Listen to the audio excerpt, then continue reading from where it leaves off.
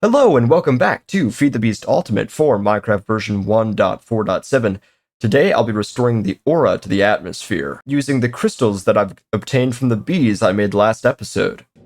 So the thing I have in mind to make is something referred to as a crystal capacitor. Now these have a way of stealing V from the atmosphere, you might say, or absorbing it, or however you want to phrase it, whatever tickles your fancy, but they're very easily made. So all I need is a arcane wood block as well as the dull shards, and then I can go into my world, the golden child, and you'll see that I already grabbed the things I need for the aspects, so we can come like so and grab the wand and then return here with all the flux, which is pretty fantastic. And what I'll do is also withdraw a bucket because I need that. There we are. That's in there now. And then we can place in the arcane wood with the 8 dull shards. Ow. Dang, you shot me. Stop it. What have you got on you? Ooh, okay. It's kind of fun. Anyhow, let's see. We will drop in this, and this. There we are. We now have the elements we need. And then with the wand in hand, we can now make a crystal capacitor. Now, as you can read in here, the crystal capacitor can store up to 100 V. So that's fantastic. That's a really nice thing to do. And because these worlds, these Mystcraft worlds, tend to generate such large amounts of V, what I can do is find an aura node, like this one here, and then just place down the crystal capacitor, and it should start to absorb the V from this. Now, it's very slow. It's only a rate of 1 V every 5 seconds, but I can just leave this here and go AFK and hide underground or something, and I'll wait, and then we can steal the flux that this has. Now, not the flux, the V that this has. Now, somewhat amusingly, when aura nodes get to a point of high flux, they produce negative things in the atmosphere. The wisps are part of that. That's like releasing flux. But also, there's things like bad weather or fire or whatever, even summoning zombies. But the great thing about worlds like these is that because it's eternally day and there's no weather to speak of, these aura nodes have no power. They're just little nexuses of energy that can't possibly release it. What that means is that flux will never improve. Those weather occurrences and the wisps actually relieve the flux in the atmosphere, but because there's no other discourse for it to take, it can never relieve that flux in the atmosphere, and so it will always be permanently dangerous, or, whatever else I put it at. Either way, I will stand here and let this charge up, but I do also want to make one other thing while I am here. Now, of course, I don't actually have the materials because I hadn't planned on making this just yet, but seeing as we're prepared, I believe it's time to.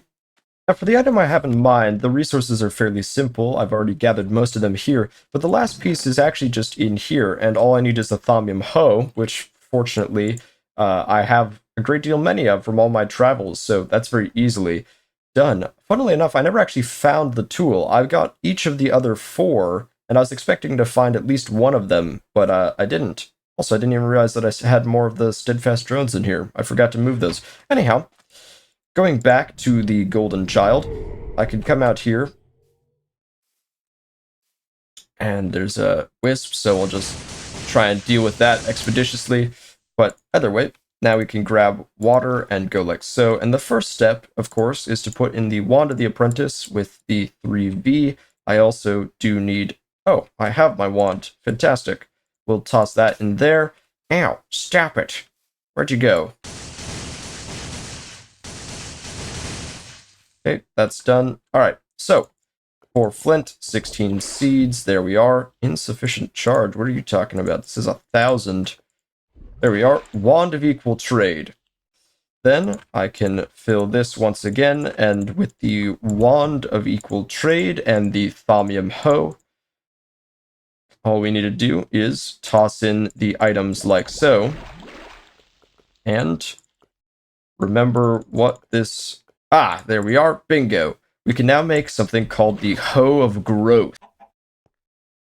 After reviewing the nature of this device and the fact that it is used to absorb and also restore V to the atmosphere, I've determined that placing it in a place with a lot of flux and somewhere where I've drawn the aura from is not a good idea. So what I'm going to do instead is, using the thermometer, find a new source of aura, so like one like this with no flux and where it is full, and it looks like it actually dwells within this silverwood tree. So we will take our axe of the stream here and knock this down and remove the leaves as well.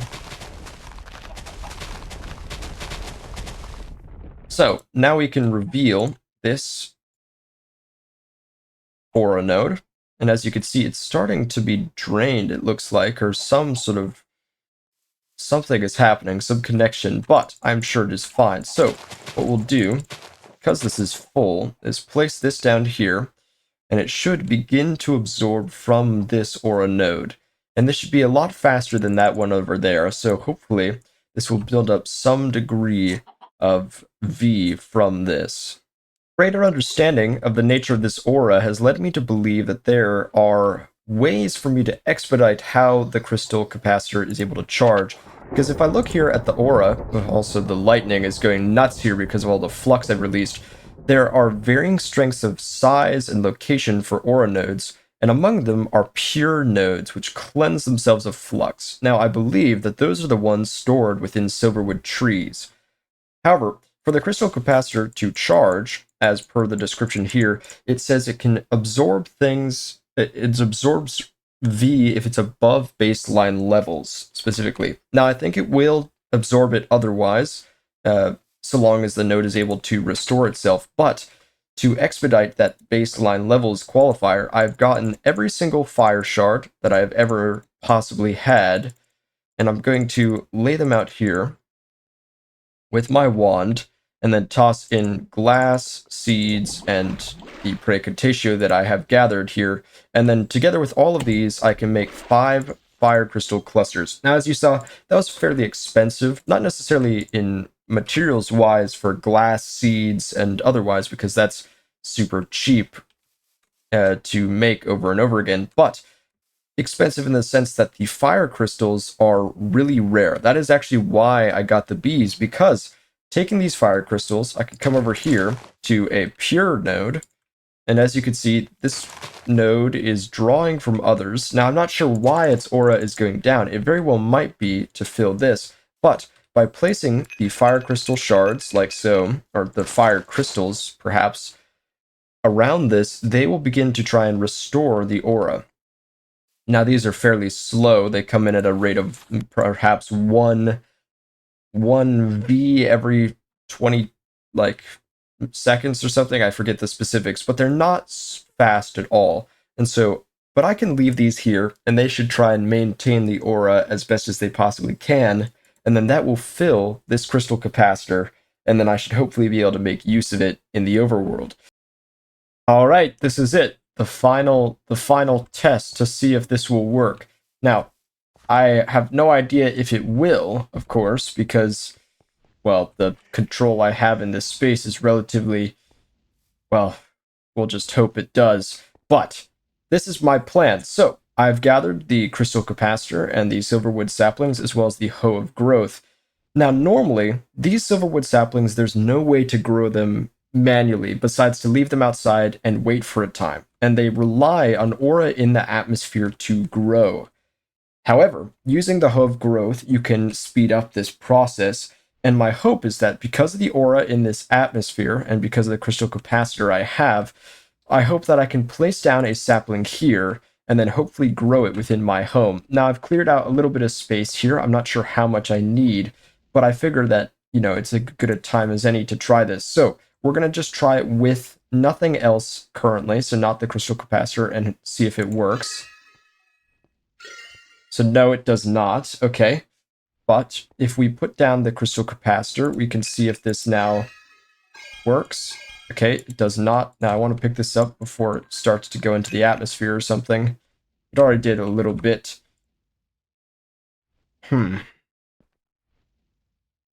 Let's see. The only way, then, for me to grow this, because unfortunately that's not going to work, would be to string it together with others and bring it here. All right, well, we can see here the first spore, I guess you might think of it as, the first tendril of my advance towards my place. So I placed down one of my silverwood saplings here, and it has formed this little aura node. Now, I don't exactly know how far these things can spread. I mean, as you can see, I pulled it from these two posts here, and they are relatively far away after all. I mean, this, I sort of mapped it out. As you can see, I still have a portal down there. But let's check this out. So we have, right here, we have Y level 66, and then if I drop down here, this is Y level 26. So it can stretch at least 40 blocks here. I mean, that's a bigger aura node, though. But assuming that I am able to do it, I believe that I can probably just pull these aura nodes slowly over this way until I have one like sort of nestled in my fountain out there. So I'll try it at like a distance like here, maybe, so that I can see about getting it across the pond. So we'll put one down here and try this. Ah, and excellent. So that has worked indeed. So that is now there. And then if I move along this path, I should hopefully be able to place one here as well. So let's try this. Excellent. Amazing. Okay, so I very well might be able to pull this one now inside of here. So I'll come inside and place this here. Now, I'm not sure what this aura node is pointing to currently, but let's try this. No. It very well might be a case where this needs more space. So let's try and hollow out a little bit here. We can try this now. No, still no progress. I wonder if I tried it this way, I really hope that... Hang on. Let's try and bring it a little bit closer. We'll plant another silverwood, say, here, out front. And then if this grows, then that'll be fine, and I can then hopefully bring it inside. So we'll try this. Don't know what happened there exactly. Let's try putting it here. No. It's interesting where these are able to grow, because this has very clearly worked and is now in my path. So I'm not sure why others won't grow. I guess I could put one at opposing ends of my path. Guess that would be fine.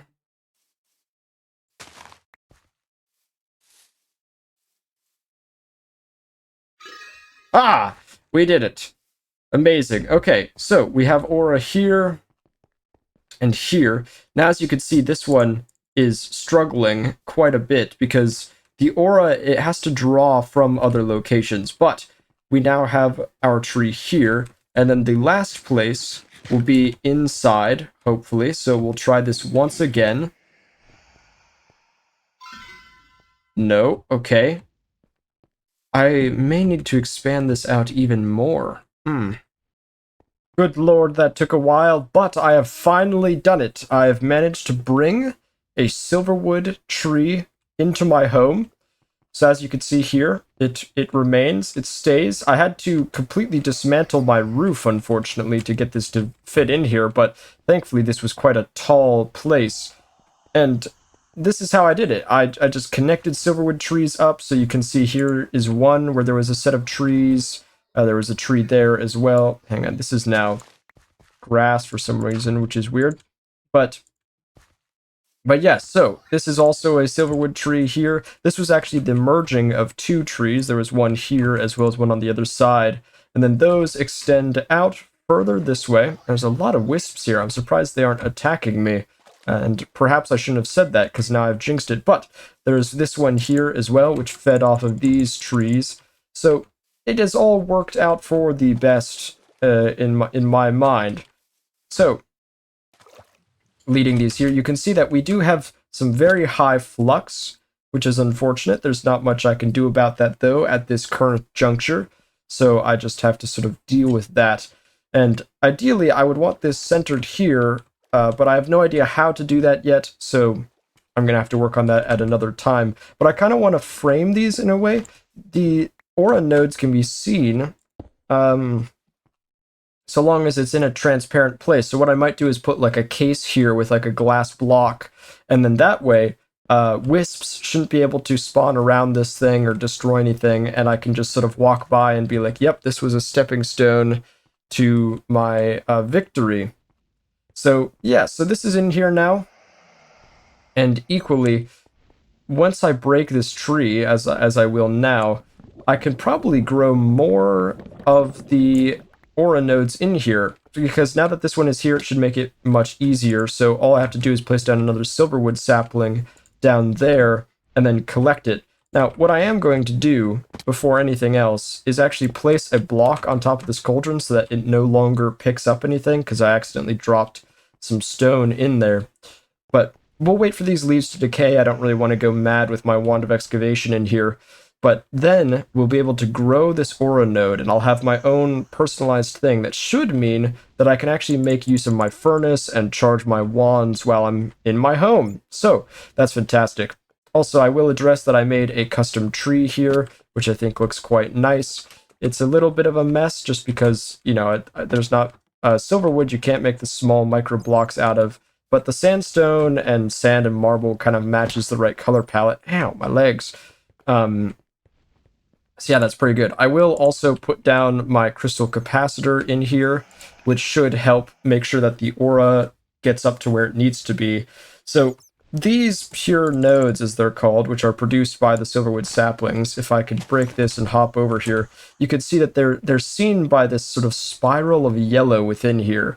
So these naturally purify the flux in the atmosphere, and so what that means is that by leaving it here, I can wait until the flux drops down and then plant another silverwood tree, because every time a node merges, it produces a great deal of flux, but also increases the latent aura in the atmosphere. Either way, this should hopefully be enough for my purposes, and then I can just continuously grow this node using the rest of my saplings, and it will reach a point where it's just fantastic. So yeah, there you go.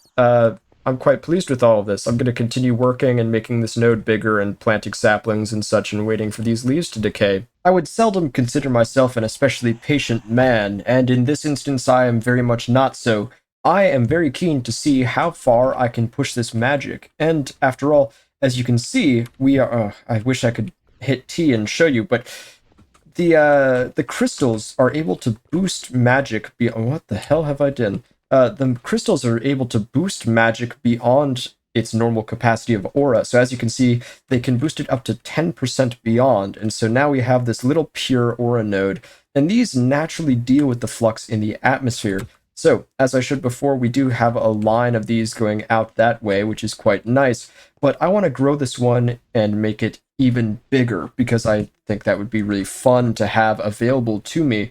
However, in order to charge it, well, these crystals only produce 1 V every 5 minutes, which is pretty bad, actually. Like, charging aura from that is kind of awful. And so, if I want to do that, I need a large sum of these crystals, and I have a place for them, conveniently. My roof is quite expansive, but I want to be able to make the most use of it as possible. And so I have designed a molecule that I will create, and then use that to charge my aura. The only thing I'm worried about is that if this aura node becomes too big, it will merge with this one here, which I am not too keen on having happen. I want this to sort of remain here. I think it's quite cool to have in my path as a sort of memento, but I'm sure it will be fine. You can see this one's quite big as well. This has been the merge of 3 silverwood trees, I believe, so we can get it up to that point, I think, rather quickly, and that should be fine. So as you can see, the aura is sort of rising. We'll get it to a point where we can use it, and then we'll try it again. So I'll be here for a while, and then once I have this to a point where I am happy with it, then we can begin placing my crystal nucleus in the roof here. As I mentioned previously, I have developed a molecule to make use of these crystals to ensure that my aura is constantly replenished at a fast rate. But how much V do I reasonably need? Well, we know from research that every crystal cluster produces 1 V every 5 minutes, and that's pretty slow, and definitely not enough. So how many crystals would it take for 1V every second? This means some math, but with the fact that each crystal is 1V every 5 minutes, and each minute is 60 seconds, we can determine that each crystal is 1V every 300 seconds. That means that the answer to our question is the number of crystals producing 1V each equal to 1V every 300 seconds, so 300V per every 300 seconds, or more simply, 300 crystals. This number is our goal. Great, but how are we going to fit it? I only have a small space on the roof. Our next task is maximizing space, and here is where I will introduce the molecule and the thought process that led to its creation, with what I will call the 5x5 platform test. In the test, we will see how many crystals can fit on a 5x5 platform like this in 2 cases. First, as 1 layer, followed by 7 layers. With 1 solid layer of crystals, we have 25 crystals, with a max amount in 7 layers being 3 rows and therefore 75 crystals. This has a flaw. It's ugly and inefficient. We want more crystals close together. So what if we broke it down to just 1 pair? Could we move the crystals closer? Yes. By flipping the stone, the crystals can touch. Less space is filled with the structure blocks, so more of the blocks in the space can be crystals. Applying this to the whole structure doesn't change the first layer, but does result in the 7 layers becoming 4 rows of crystals in place of 3, and therefore 100 crystals total. Thanks to this, a crystal on the top and on the bottom, rather than just on the top. But there are other sides not being used, and the first layer is still solid stone. So I thought to myself, okay, what if we apply the same logic of crystals touching to these spaces? The result is that what you might call layer 0 now serves a purpose. It can house 12 crystals if we place them in this arrangement, and expanding that logic upwards results in something like this. Unfortunately, this is actually less crystals. The problem of structure blocks is gone, but it's been replaced by too many pockets of air. But I knew I had the right idea. If only I could maximize the number of structure blocks like this one at the back, where all 6 sides are occupied by crystals, while also limiting airspace. But how? Okay, so return to the drawing board. This 2x2 gap has to be removed, so how about I just slide these blocks over? Now we have 2 blocks with all 4 sides occupied, a total of 14 crystals in layer 0. And by repeating the pattern and shifting the blocks forward, I could increase this a little further. But what about these empty gaps? And that is when it dawned on me. Imagine the same pattern suspended, with the same gaps. Place blocks above the gaps, that way crystals can fill them from the top down. And with that, I discovered the shape of my molecule. This.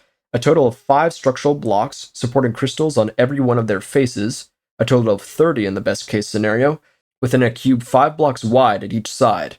Not only that, but it perfectly connects to itself, each new face spaced 2 blocks from each other to accommodate new crystals. We definitely minimized airspace and structural blocks, but are there any more crystals? With the 5x5 platform test, it appears that it might actually be worse? Let's look at it from another angle. With a 3x3 space, the flat structure can support 9 crystals, and the nucleus can support 6. However, this excludes the wall and ceiling. Including those, the flat structure can support 18, while the crystal molecule can support 30. Or, if you want to fit perfectly in the space by removing the outer corners, 18. This accounts for the empty gaps at the sides of this previous image that I showed. So by my reckoning, it is as efficient as stacking the crystals, but more importantly, it's real purty. I mean, god damn, look at the style! So this molecule is what I will be filling the space in my roof with. Now it's just a matter of actually getting the crystals. Alright, well, I don't have too many just yet, but we can begin the process. So I went up on the roof and I began to lay out where I wanted them just to make sure that I had each of these in the right spot. So I've made these sort of horrible scaffolds to get up here. But yes, so we'll place a night door here, and then a night door here, here, here. So now each of these will glow, which will be nice, so the ceiling will be lit, and then we can actually begin to construct this. So I'm going to begin from the center outward. I think that's a reasonable way to do this. So we will go like so, and then like so. Now, if I want to do this properly, unfortunately, we'll have to make something like this, and I will decide arbitrarily to do it like so. That way, do it like this, and then this, and then this, and then I can remove all the stone. Now, crafting, making this schematic in survival is kind of a pain, actually. I mean, it was awkward and creative, but like this, it's going to be even worse. Oh, God, okay. I might actually cover up this hole in the center at a certain point if it continues to be so arduous. There we go. Okay, so now we can begin to construct this. So we need to go to each of these points and place down our crystal like so. There we are. So now each of the bottom ones is completed. So now if I run up here, I can begin the middle section. And I'm actually already out of crystals, but we now have the first set complete. So once we're done, I'm just gonna do this off camera from now on because originally I wanted to show off this building, but God, it's gonna be miserable for me to try and do it. All right, now we can enter. Now you may hear it out of your left ear here, but wisps. This is unfortunately the one problem with having these pure nodes is that the way that they purify and deal with flux is by releasing wisps into the atmosphere. So you can see I have quite a few wispy essences in here. So I've tried to solve that by placing glass. I hope this actually prevents the wisps from spawning. But now if we look at here, this is freaking cool. I may have to do like a design sort of thing, like wrap it in like gold bands or something, so it looks like it's sort of like a tunnel that is suspended. But man, is it cool. I just love how it looks like a kind of like a fractal pattern or something, and it just is suspended above here. But yes, so we have a grand total here that I should have calculated preemptively that I have forgotten. But if we look at this, let's see, each of these is 5, and there's, let's see, 1, 2, 3, 4, 5, 6, 7. It looks like 7, so 7 times 5, that's 35. 35 times 6 is a number that I can't calculate. Let's try and figure that out. 35 times 6, carry the 1, that's 210. So this is 210 of these crystals in here in quite the wide space, and man, it's just fantastic. So with 210 crystals, it's not quite enough to get what I need, but 210, if I take that and divide it by the 300, let's see how much we get. That's 0.7. So this is technically speaking 0.7 V per second. Thereabouts. My math may be slightly erroneous because I am, I don't know, there's more applied men than I, but it's pretty fantastic, and it's a cool thing to be able to do. So let's burn that guy alive. Fantastic. And now, I guess I can return this all here. So we'll toss all that in there. Wispy Essence, thankfully, actually serves as a great way of creating other essences. And if I bust open this cobblestone here and reveal that, now this is complete. My Great Hall is now fully finished. I now have a source of aura, which hopefully I can restore and use to my great success and using in the Infernal Furnace and other such things. And gosh, I'm nearly there. I'm beginning actually to run out of things to do in the Thaumonomicon and in the mod pack in general, because I'm not going to be pursuing tech beyond the forestry that I've done. But as you can see, I've unlocked pretty much every single research. The only one remaining is this one, and a few others that I am beginning to tinker with, which I believe I can sort of expand out through each of these sort of sections here. But yeah, there's not much more that I can do. So I think we're getting close to wrapping this up.